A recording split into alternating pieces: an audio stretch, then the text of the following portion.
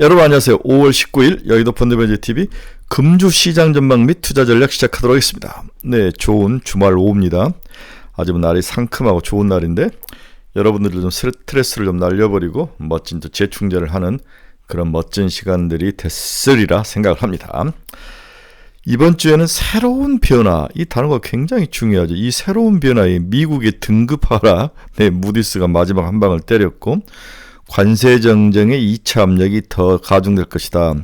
봐라, 결국에 빚을 많이 지니까 이렇게 당하지 않느냐. 트럼프의 분노가 결국 바이든을 향할 확률이 높아 보이죠. 네, 희생양은 늘 죽은 자식 엑스만직이라고 바이든에게 향하고 있습니다. 뭔가 모디스나 이런 쪽에 대한 굉장한 분노를 표현하고 있던데 트럼프가 변화가 좀 생길 것 같다. 2차 관세 해박을 빨리빨리 해라. 하지 않으면 너희들이 손해가 갈 것이다. 이 이야기를 지속적으로 시장에 던질 가능성, 새로운 관세 전쟁의 협약의 스피드에 대한 문제가 시장에 등장할 가능성, 이건 굉장히 시장의 불안전한 모습, 시장의 상승을 제한한 요인이 될 것이다. 따라서 이번 주에는 개별주 장세죠. 네, 개별주 장세. 어떤 종목이 갈지 참 어려웁니다. 지금 굉장히 난이도가 높은 장세라고 제가 끊임없이 아침에 시장 전망을 하면서 이야기하는데 의외로 높아요. 우리가 안 가지고 있는 종목 위주로 가기 때문에 굉장히 난이도가 높습니다. 가지고 있는 종목은 정체 상태에 빠지거나 조정을 받는 모습도 나타나고 이런 모습인데, 안 가지고 있는 종목이 빠르게 순환하면서 쫓아가면 뒤통수 치고 도망가는 거죠. 이러한 것들을 계산을 해봤을 때 상당히 난이도가 높은 장이다. 펀드 매니저들도 힘들어하는 장일 수 있으니까 여러분들도 포모에 빠질 가능성이 굉장히 높은데 이걸 잘 이겨내야 될 것 같아요. 새로운 변화, 미국의 신용등급 하락이 과연 어떤 영향을 줄지, 관세전쟁의 스피드를 트럼프가 굉장히 요구할 때 시장은 어떤 변화를 가져올 것인가. 따라서 대형 우량주보다는 미국과 한국이 전부 이제 목에 찬 거죠. 박스권 트레이딩에서 이제 상단까지 왔는데 그 다음에 이걸 뚫고 갈 그 무엇을 찾지 못한 상태에서 이 시장은 상당히 소형 우량주는 빼고 소형주, 테마주 위주로 좁혀서 투자할 가능성, 이러면 난이도가 더 올라가는 거죠. 이러한 시장의 어려운 환경 속에서 우리가 취해야 될 그러한 투자 전략과 종목 선별에는 어떤 것들이 있는지를 한번 같이 알아보는 의미 있는 시간을 갖도록 하겠습니다. 금주 시장 전망 및 투자 전략 출발해 봅니다. 구독, 좋아요 많이 눌러주십시오. 네, 지난 금요일 다우는 플러스 0.78, 나스닥은 플러스 0.52, S&P 500은 플러스 0.7, 나쁘지 않게 끝났습니다. 네, 나쁘지 않게 시장은 금요일 날 마무리를 잘 했다. 우리 코스피도 2600까지 올라왔죠. 네, 코스피도 2626까지 올라오면서 이게 200일 이동평균선인데 빨간 선이 이걸 이제 위에 뚫고 올라오는 모습. 그 다음에 이제 전고점이 여기 정도 있는데 2800 정도인데 박스콘의 상단 정도에 와 가는 모습은 확실합니다. 따라서 상당히 추가 상승에는 힘이 좀 붙일 가능성, 이런 가능성을 두고 봐야 될 것 같아요.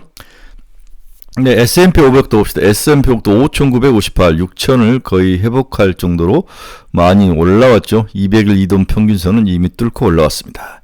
여기서 여기까지 30% 빠지고 거의 25%, 26, 7%까지 올라온 상황.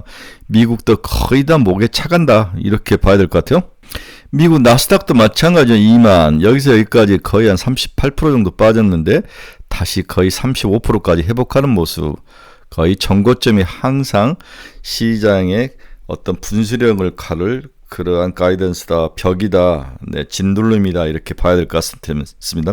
한국도 그렇고 미국도 그렇고 뭔가 새로운 변화가 필요한데 그 새로운 변화와 모멘텀, 시장을 상승하고 이끌어갈 모멘텀이 많지 않다, 크지 않다. 따라서 이번 주는 상당히 좀 주의를 하자, 보수적이다. 긴 장으로 봐서는 장 상승이죠. 저는 올 7월 중순까지는 상승이다. 그렇죠? 5월, 6월, 7월 중순인데 바로 직선으로 안 가죠. 이런 식으로 간다는 거죠. 네, 이런 식으로 가기 때문에 길게 보고는 매수지만 단기적으로 이번 주 좀 조심하고서 보수적으로 가자, 이게 제 생각입니다. 미국 달러 지수는 100.95, 100이 깨지지 않고 옆으로 계속 횡보하는 모습. 네, 대만 달러는 30.218, 크게 움직임이 없죠. 네, 소폭 약세. 원 달러는 일본 엔화는 145.63, 마이너스 0.03. 엔화도 상승 약세로 돌아선 이후 다시 강세로 돌아섰다 옆으로 기는 모습이 나타나고 있습니다. 한국 원화는 뒤에서 이야기해 드릴게요. 금리 한번 봅시다. 금요일날 미국 2년짜리는 3.9114%가 깨졌는데 역시 3.8bp 상승하며 마감을 했습니다. 10년짜리는 4.443, 1.3bp. 금리는 큰 변동은 그렇게 크진 않다. 하지만 단기 금리가 좀 치고 올라오는 모습은 보입니다. WTI 선물은 62.49달러, 60달러 회복한 이후에 박스권에 갇히는 모습인데 이게 60달러 이하이면서 최근에 굉장히 우리가 가장 고민했던 CPI나 PPI에 영향을 많이 미치죠. 네, 유가 하락이 상당히 물가 안정에 도움을 많이 주고 있는 모습이 강하다. 따라서 유가가 60달러 이하로 계속 미국 정부는 찍어 누르려고 하는 거죠. 이런 면에서 사우디 방문도 그렇고 아랍에미리트 방문도 그렇고 유가에는 좀 긍정적인 요인이 될 수 있는 확률이 있다. 이렇게 봐야 될 것 같아요. 하지만 지금 유가가 하락하는 것은 향후 경기 침체, 즉 관세 전쟁에 의해서 경기 침체 가능성을 반영했는데 만약에 관세가 이런 식으로 풀려서 문제가 해결된다면 다시 경기가 좋아지고 유가는 상승할 가능성, 그렇다면 CPI는 다시 상승에 올라갈 가능성, 이러한 것들도 있기 때문에 관심 있게 봐야 될 것 같습니다. 저는 65에서 60달러 사이에서 좀 당분간 행보할 것 같다라고 보는 게 맞을 것 같습니다. 특별히 유가를 움직일 만한 요소는 크지 않죠. 네, 우리 테슬라 봅시다. 네, 테슬라 금요일날 349.98달러 2% 정도 상승을 했습니다. 이게 200일선이고 이게 21일선인데 21일선을 뚫고 올라오는 모습이죠. 전고점 400달러를 트라이 할 것이다. 여기까지는 일단 무조건 기다려야죠. 방법은 없습니다. 테슬라는 400달러까지 기다리자. 다음에 엔비디아 봅시다. 엔비디아는 135달러까지. 저는 목표를 150달러라고 그랬죠. 그래서 엔비디아는 사야 된다. 여러 번 이야기를 드렸는데 엔비디아는 지금이라도 추격 매수해서 사야 된다. 이번 중동 반문도 그렇고 미국이 중국을 제외한 나라에 줄 수 있는 가장 큰 무기는 지금 HBM 반도체밖에 없다는 거죠. 엔비디아의 반도체밖에. 이러한 것들을 B100, H100, B100, B200, GB300 이런 반도체밖에 없기 때문에 이걸 지렛대로 싸우는데 바이든 행정부의 꽃놀이패를 했던 엔비디아를 멀리했다가 다시 같이 데리고 가는 모습이 나오죠. 네, 이런 면에서 엔비디아는 정치적으로 해결하는 문제가 크다. 수혜가 전망된다. 그래서 150달러까지는 무조건 들고 가자 갈 것 같아요. 엔비디아에 대해서 아주 브라이트한 생각을 여전히 유지 중입니다. 네, 제가 사랑하는 팔란티어도 129달러, 150달러까지 올라오다가 여기서 좀 멈춰있는 주춤하는데 너무 많이 올랐기 때문에 주춤해야 되는데 뭐 201선, 뭐 120선을 다 뚫고 올라옵니다. 우리 팔란티어는 200달러에 한번 팔고 잔치 한번 합시다. 잘 견디시기 바랍니다. 네, 브로드컴도 야금야금 많이 올라왔는데 금요일은 살짝 하락을 했습니다. 228달러, 목표는 일단 250, 300이 목표이다. 네, 다들 바닥에서 치고 전고점에 와 부딪히죠. 이랬을 때 과연 뚫고 갈 그 모멘텀이 뭐냐? 저는 관세 전쟁에 대한 중국과의 협업이 잘 되고 그 다음에 금리 인하의 가능성이 시장에 반영이 되고 다음에 이걸 넘어서 다음 세금 깎아준다든지 내년 11월에 있는 선거를 앞두고 대대적인 뭔가 부양책은 지금 쓸 필요는 없는 것 같아요. 올 연말부터 쓸 것 같은데 여기에 대한 선반영이 반영되면 주가는 한 번 더 레벨업을 할 수 있는데 그 무조건 바로 V자로 가지는 않죠. 좀 옆으로 휘면서 가는 모습이 있기 때문에 이번 주는 좀 벽에 부닥칠 가능성이 있다. 이렇게 봐야 될 것 같습니다. 비트코인도 10만 달러를 계속 유지하는 강세의 모습. 10만 달러 이상에서는 상당히 이제 치고받고가 계속되지만 무너지지는 않고 있다. 이런 점이 중요한 포인트인 것 같습니다. 비트코인과 나스닥 지수는 상관관계가 0.7이 넘다. 70%가 넘게 서로 올라가면서 같이 올라갈 때는 같이 올라가고 내려갈 때는 같이 내려간다는 거죠. 따라서 비트코인이 강하게 잘 버티고 있다는 것은 나스닥도 잘 버티고 있다는 것을 증명해주는 모습이라는 거죠. 그만큼 돈이 많이 풀리고 위험자산에 대한 선호도가 강하고 그다음에 성장성에 대해서 사람들이 방점을 찍을 때 비트코인과 나스닥이 함께 가더라. 이렇게 보는 게 맞습니다. 자, 오늘 시장의 첫 번째 우리 퀘스천은 추가 상승이 가능한가? 이 부분이 가장 중요한 우리들에게 담긴 질문 중에 하나죠. 추가 상승이 가능한가? 이 부분을 첫 번째 질문을 가지고 한번 우리의 생각을 정리해 보도록 하겠습니다. 먼저 지난 주말에 나온 가장 큰 뉴스 중에 하나가 무디스가 미국의 신용등급을 낮춘 거죠. 무디스 신용등급 강등 여파를 어떻게 봐야 되는가. 높은 정부 부채 및 이자 지급 비율이 강등의 원인이었다. 이미 예고된 측면이 강해서 영향은 크지 않을 것이다. 이게 이제 기본적인 생각이죠. S&P 500과 피치에 의해서 세 번째 국제 신용평가기관인 무디스가 미국 신용등급을 강등을 했습니다. 글로벌 3대 신용평가가 미국 신용등급을 강등한 것은 2011년 S&P, 2013년 피치에 의해서 세 번째라는 거죠. 이로써 미국은 글로벌 3대 신평사에서 모두 신용등급의 강등 최고의 등급 AAA의 위치를 잃었다. 하지만 앞서 두 곳의 신용평가사들이 이미 신용등급을 강등했고 무디스의 경우 미국에 대한 등급 전망 자체가 이미 부정적이었다는 점을 고려할 때 금융시장 전반에 충격이 있다가 크게 확산될 정도로 파급력이 확산되지는 않을 것으로 보인다. 이게 이제 핵심이죠. 네, 저는 크게 확산되지는 않을 것이다. 이미 S&P 500과 S&P가 피치가 내려놨기 때문에 무디스도 마지막 내렸을 뿐이지 그렇게 충격은 크지 않다. 그러나 이제 이미지상에 뭔가를 노력하고 있는 트럼프 정부에 한 방 매겼던 것은 충격이지만 금방 충격을 흡수할 것이다. 이것 때문에 주가가 부러지거나 그러지는 않을 것 같습니다. 두 번째는 무역전쟁 2라운드가 환율전쟁으로 비화될 가능성이 있다. 과거 1기 때와 비슷한 전철을 바꿔가는 중이다. 과거 1기 때도 90일 휴전 후 일부 합의가 결렬이 나타나고 환율전쟁이 시장을 지배했다는 거죠. 펀드멘탈상으로 설명하기 어려운 달러 약세가 시장의 교란 요인으로 지금 작동 중이다. 정통적으로 미국 달러 가치는 주요국의 장기와 단기의 금리차를 가지고 설명하는 게 일반적이었죠.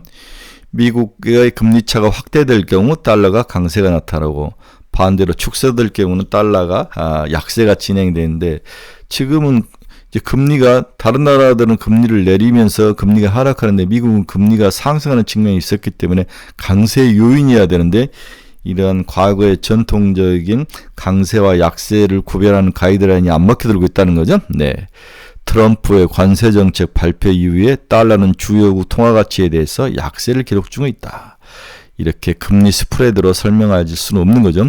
금리 스프레드 상으로는 강세를 띄어야 되는데 물론 장기 금리 차를 기준으로 여전히 달러 강세 국면에 놓여 있다는 점을 인정해야 할 것이나 무역 적자를 줄이기 위해서는 달러와 약세를 용인할 가능성이 높아지며 이런 부분들이 시장에 선반영돼서 실질적인 금리차보다는 향후에 미국의 무역 적자를 줄이기 위한 미국 정부의 인위적인 달러 약세, 금리 인하 이런 것들이 선반영이 되면서 달러가 약세로 돌아서서 100이 깨졌다가 달러 지수가 살금시 100 쪽에서 옆으로 행보하는 모습을 나타내는데 이러한 과거와 다른 형태로 달러의 약세를 트렌드를 좀 봐야 되는 게 아닌가.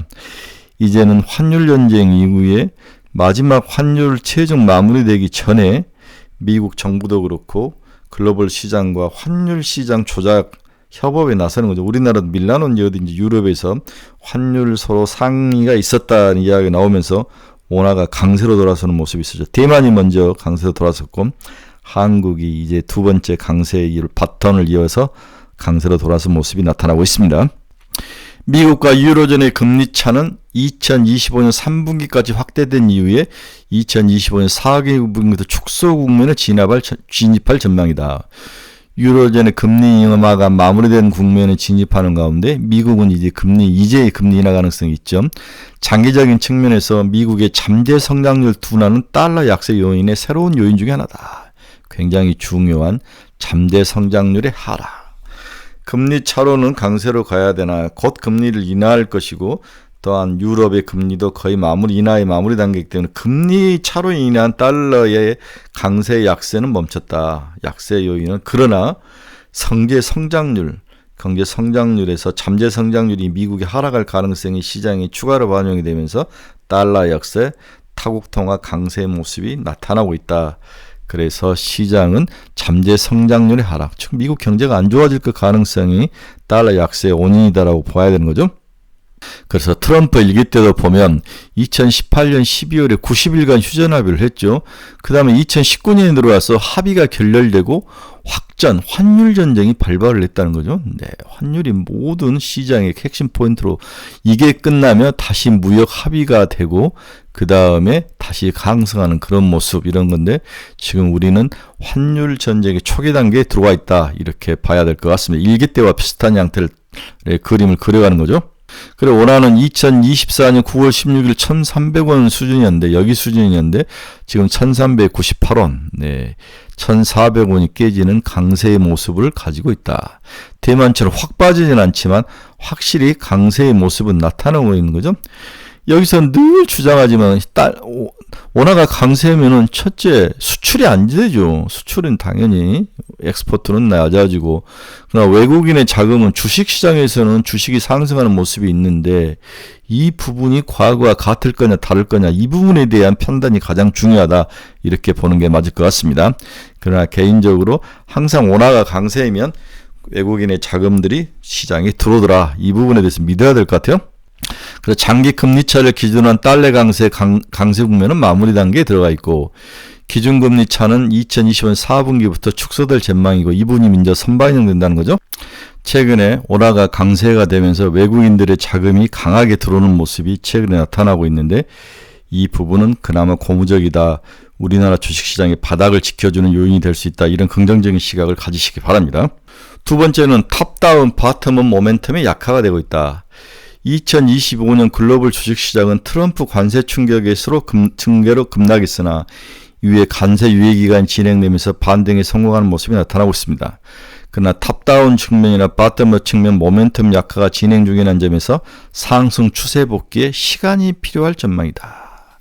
탑다운이라는 것은 거시적인 경제적인 측면으로 주식을 보는 거, 바텀업은 개별 기업의 수익률이라든지 영업이익, 성장성 이런 것을 보는 게 바텀업이지 않습니까? 탑다운이나 바텀업 모두 추가로 주식시장을 상승하는 데 좀 시간이 필요하다. 4월까지 OECD G20 경기 선행지수 상승세가 이어지고 있으나 3월부터 OECD 미국 경기 선행지수 둔화가 진행 중이다. 미국이 심리적인 지표에서 좀 꺾이기 시작했다는 거죠. 중국과 유로존의 금리나 경기 부양책 등은 G20 경기 선행지수의 긍정적이나 관세 영향을 고려할 때 둔화 우려는 존재는 하고 있다. 관세 영향으로 인해 미국 12개월 EPS가 정체 또는 감소하기 시작하면서 어닝 모멘텀도 약화 중이다. 이게 이제 그 유명한 바텀업 형태에서 미국의 기업들의 어닝 모멘텀이 약화될 것이다. 관세가 기업 실적에 부정적으로 작용할 가능성이 높다는 점에서 주식시장은 부담 요인이다. 인정을 해야 될 것 같아요. 미국 경기 선행지수도 둔화 국면에 진입하고 올라갔는데 여기서부터 살짝 꺾이기 시작하는 거죠. 모양이. 네. 글로벌 12개월 EPS도 정체 국면에 들어서는 모습. 이제 거의 꼭대기를 쳤다는 거죠. 그래서 바텀업이나 탑다운이나 모두 추가로 상승하기에는 좀 정체 국면이 필요하다. 정체 국면에 들어갈 것이다. 거의 다 왔다. 이렇게 요약이 가능합니다. 두 번째로 이제 미국 시장의 큰 문제는 그동안의 밸류에이션이 많이 조정을 받으면서 매력적이지 않았습니까? 그런데 이 밸류에이션 측면에서도 이제 거의 다시 또 추가 상승을 했다. 다시 높아진 미국 밸류에이션. 그러나 한국 시장의 밸류에이션은 여전히 좀 낮은 측면이 있다. 따라서 밸류에이션 측면에서는 한국 시장이 더 유리한 측면이 있죠. 4월 글로벌 시장이 급락하면서 월드, 세계나 S&P 500 12개월 포워드 퍼가 2015년 이후 평균 이하로 하락하기도 했으나 이러면서 매력이 생기면서 돈이 미국을 많이 쏠려갔죠. 주가가 급반등하면서 밸류에이션 부담이 재차 높아지는 국면에 진입했다. 이러한 저평가 매력도 많이 사라졌다는 거죠. 네, 글로벌 전체나 S&P 500 12개월 포워드 퍼는 재차 원시그마를 상회하고 있는데 가장 높았을 때 원시그마 변동성의 상승의 1차 가이드라인 원시그마, 투시그마는 이제 마지막에 이제 변동성의 꼭대기인데 원시그마를 돌파했다는 거죠. 12개월 포워드 EPS가 정체 또는 하향 조정되는 점을 고려하면 연초보다 밸류에이션 부담이 커질 수 있다. 당연하죠. 한국 시장은 연초부터 주가 반등이 진행되고 있는 상황에 1분기 코스피 200 순이익이 사상 최고치를 경신하면서 오히려 12개월 EPS가 반등을 했다. 그러나 역사적으로 밸류에이션은 여전히 낮은 모습을 형성하고 있어서 미국보다는 좀 긍정적이고 밸류에이션 측면에서는 아직도 한국 시장이 매력적인 면이 있다. 미국 S&P 500 퍼가 다시 전고점의 첫 번째 가이드라인 꼭대기인 원 시그마, 원 스탠다드 디비에이션에 올라와 있는 거죠. 근처에 와 있다. 거의 다 왔다. 글로벌 포도 많이 올라왔죠. 네, 월드 글로벌 포도 많이 올라왔습니다. 한국 코스피 200 퍼는 여전히 낮으면 바닥의 원 시그마, 마이너스 원 시그마에도 못 미칠 정도로 아직까지 한국 주식시장의 밸류에이션은 매력적이다. 우리 코스피 200 영업이익이 65.9조 원, YOY로 17.5% 크게 많이 올랐죠. 네, 좋은 모습을 보이고 있습니다. 1분기 어닝 서프라이즈는 예년보다 낮다. 이게 이제 예년에 어닝 서프라이즈가 53%가 났는데 지금 45%밖에 안 난 거죠. 1년 전보다도. 그래서 상당히 어닝 서프라이즈가 어느 한 종목, 어느 한 섹터로 몰려있고 고루고루 나타나지 않는 현상, 이 현상을 좀 주의해야 돼서 봐야 된다. 그렇게 우리나라 주식시장이 긍정적이진 않다. 다음으로 이제 4월 말 기준으로 수출이 좀 꺾이기 시작한 점도 우리가 주의 깊게 봐야 되죠. 1분기 섹터별 어닝 서프라이즈 비율은 실적이 부진했던 소재에서 금속이나 화학에서 가장 높았던 점이 특징적이다. IT, 금융, 에너지, 변동형 내수 등에도 예상을 하회하는 실적을 발표했다. 예상을 상회한 실적을 발표했다. IT, 금융, 에너지, 변동형 내수죠. 네, 내수가 고정형 내수와 변동형 내수로 나눌 수 있는데 변동형 내수는 IT, 금융, 에너지 이쪽에서 예상을 상회한 실적을 발표했다. 2025년 들어서 수출입 물가지수, 상품 교역 조건지수가 뚜렷한 상승세를 이어가며 1분기 매출 원가 하락이 실적 개선으로 이어졌다. 여기까지는 아주 좋아졌죠. 3월까지는 수출이 참 좋았습니다. 그러나 수출 물가지수가 1분기를 정점으로 4월부터 둔화되기 시작하고 있다. 4월 말 수출 실적을 발표했는데 상당히 꺾이는 모습이 나타났습니다. 이런 점은 향후 매출액 성장을 저해하는 요인으로 자리 잡을 가능성이 높아 보인다. 수출 물가지수가 2025년 올 1분기에 10.8% YOY로 상승했는데 4월은 0.7%로 급락하면서 어닝 비지빌리티가 약화된다. 따라서 수출 감소는 우리나라의 어닝에 당연히 영향을 미치고 이러한 부분은 밸류에이션에도 영향을 미칠 수 있어서 좀 주의는 필요하다. 이게 회복되려면 글로벌 경기가 살아나야 되고 관세의 문제가 해결이 돼야 되죠. 이런 면에서 좀 주춤할 가능성 한 주 정도 이렇게 봐야 될 것 같아요. 수출입 물가지수가 올라가다가 좀 꺾일 수 있는 모습이 나타나고 있습니다. 그래서 이 빨간 게 수출입 물가지수는 이게 계속 올라가야 좋은데 끝이 살짝 꺾이는 모습이 나타나죠. 4월 말 기준으로 이러한 모습이 우리나라에는 좀 위협적이다라고 봐야 될 것 같습니다. 그 다음으로 이제 코스피가 5주 연속 상승을 했는데 추가로 6주 이상 상승하는 데는 그런 케이스는 확률적으로 좀 낮다. 코스피 주간 기준 연속 6주 이상이 이어질 확률이 9%로 매우 낮다는 거죠. 코스피는 최근 5주 연속 상승 마감이며 코스피 주간 기준 연속 상승 6주 이상 이어질 확률이 9%로 매우 낮은 편이다. 단기 상승 마무리 또는 탄력도나 가능성이 매우 높아 보인다는 거죠. 네. 무디스의 미국 신용 등급 강등에 대한 불안감도 가중될 가능성. 따라서 이번 주는 상당히 어떤 인덱스적인 시장 환경적으로 주의할 필요가 있다. 그래서 코스피 연간 기준으로 6주 이상 상승할 확률이 9%밖에 안 된다는 거죠. 네, 좀 주의할 필요가 있다. 자, 추가로 상승할 것인가? 첫 번째 이 질문에 대한 대답은 쉽지 않다. 여러 가지 이유가 있지만 미국도 그렇고 한국도 그렇고 쉽지 않다. 전부 다 추가로 올라오면서 밸류에이션도 올라와 있고 그 다음에 우리나라는 수출도 좀 문제가 있고 그 다음에 5주 정도 상승을 했기 때문에 좀 쉬어가야 되지 않느냐 이러한 관점. 미국도 신용등급 하락이라든지 다음에 환율 전쟁, 다음에 무역 분쟁을 이제 마무리를 지어야 되는데 여기에 대한 변동성과 리스크 이런 것들이 섞여서 많이 올라와 있고 이런 것들을 종합할 때 이번 주에는 좀 주의하자. 상당히 보수적인 접근이 필요하다. 이렇게 결론을 내리고 그럼 이러한 환경 속에서 무엇을 사야 하는가? 이게 두 번째 질문이죠. 손 놓고 있을 수는 없으니까 두 번째 퀘스천은 무엇을 사야 하나? 이 부분을 또 같이 알아보도록 하겠습니다. 중소형주가 그나마 대안이 될 수 있다. 밸류에이션 매력은 긍정적이나 업종별 차별화 심화가 나타날 것이다.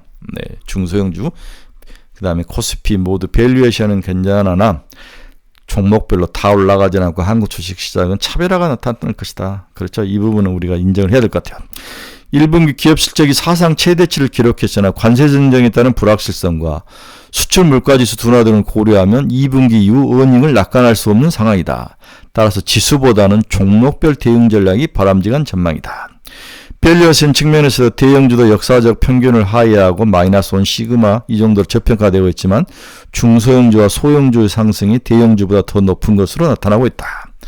특히 소형주 12개월 포워드 퍼와 PBR이 모두 마이너스 2 시그마를 하회하고 있다는 점이 매력적이다.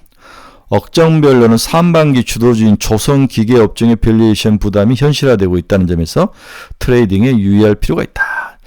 반대로 실적 부진이 이어지고 있는 금속, 화학, 건설 등은 경기 부양책에 민감하게 반응할 가능성이 존재해 소외된 종목에 대해서 집중할 필요도 있다. 오히려 이쪽에 투자하는 것이 더 매력적인데 이 중에서 건설은 매력적이라는 거죠.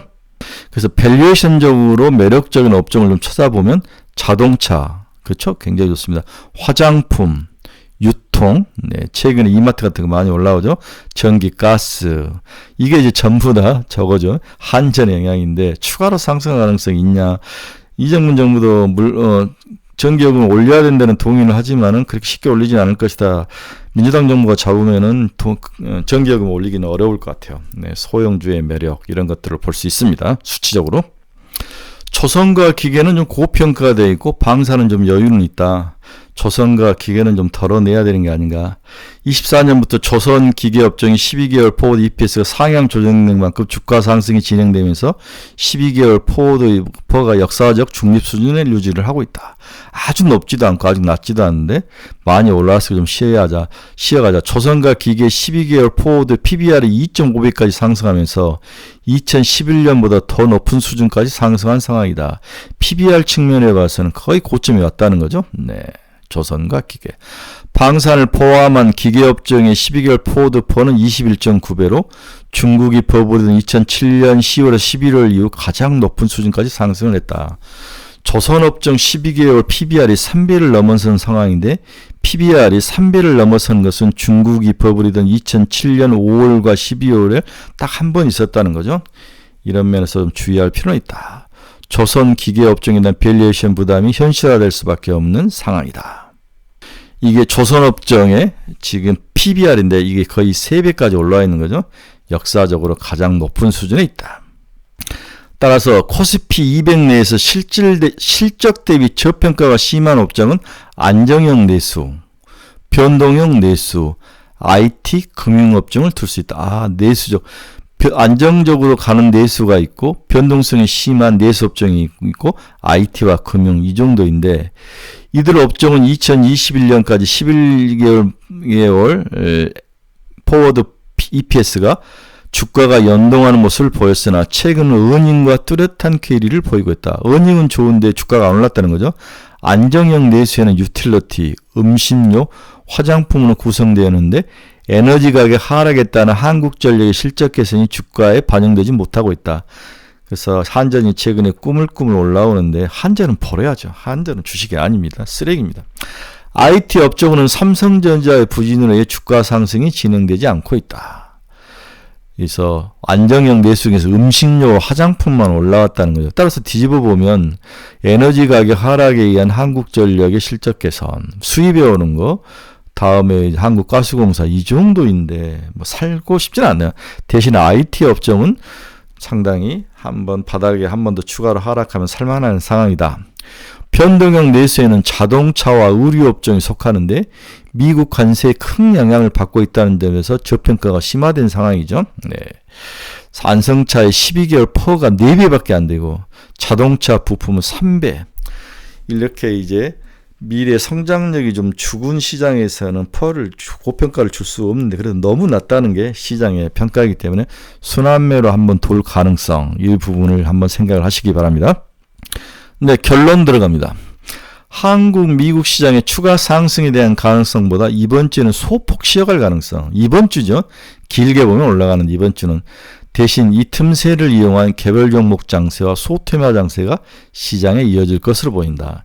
현재 소테마 장세는 두 가지 분류가 가능하다. 하나는 1분기 실적 상승을 보면서 2분기에도 실적 기대감이 있는 업종, 예를 들어서 IT, 조선, 방산, 기계, 화장품, 음식료, 엔터인데 이 중에서 조선과 방산은 이미 선반영된 측면이 있다. IT는 SK 하이닉스 서프라이체인에 속한 기업 중에 살아. 한미반도체가 최근에 또 치고 올라오는데 하나솔루션, 하나 쪽에 관련된 것들, 화장품, 음식료, 엔터는 추가 상승에 대비한 지속 보유 전략을 추천을 해드립니다. 두 번째 관심주는 이재명 정책 수혜주죠.